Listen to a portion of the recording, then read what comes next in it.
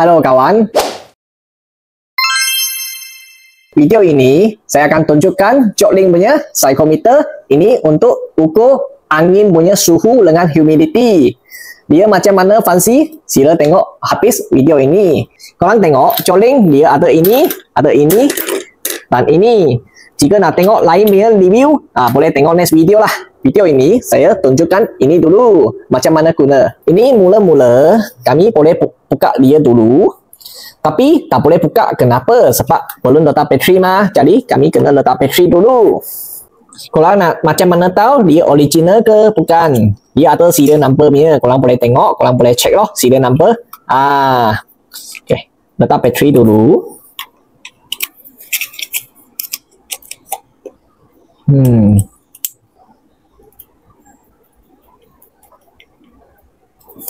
Korang tengok dia ada satu tanda supply atau return.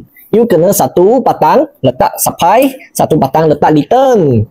Ini letak supply, ini letak return. Sebab saya sekarang nak checking itu angin punya supply dengan return dia macam mana.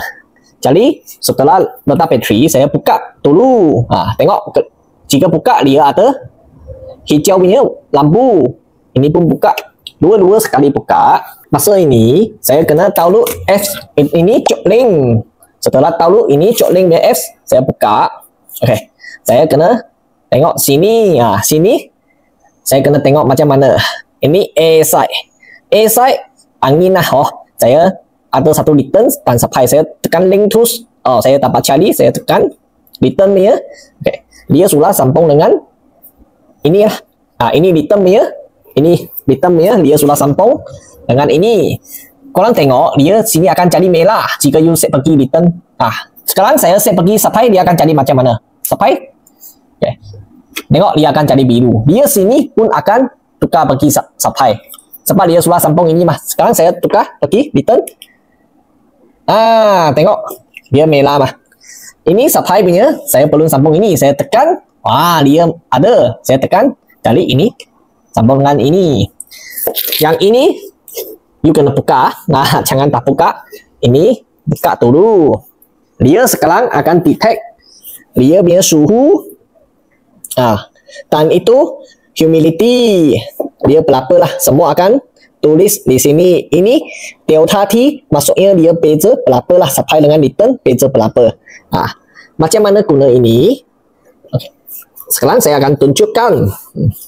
Korang tengok ini return merah punya return saya letak di aircon punya atas sebab ini kira angin return. Ini biru punya supply saya akan letak di ini keluar angin punya. Cek dia punya suhu berapa. Saya mau tengok macam mana sangkut dia loh. Ini sangat bahaya, you jangan jatuh. Ini barang tak mula. Jadi you kena sangkut dengan baik-baik lah. Jadi kami mau cari sesuai punya tempat untuk sangkut dia. Lalu tak jatuh. Tapi sekarang saya buat satu demo. Sangkut macam ni lah. Korang sendiri pandai-pandai letak lah. Sekarang dia punya suhu sama. Kenapa? Sebab aircon belum buka mah. Dia detect sini punya suhu sama. Jadi korang tengok. Saya sekarang buka aircon. Buka aircon.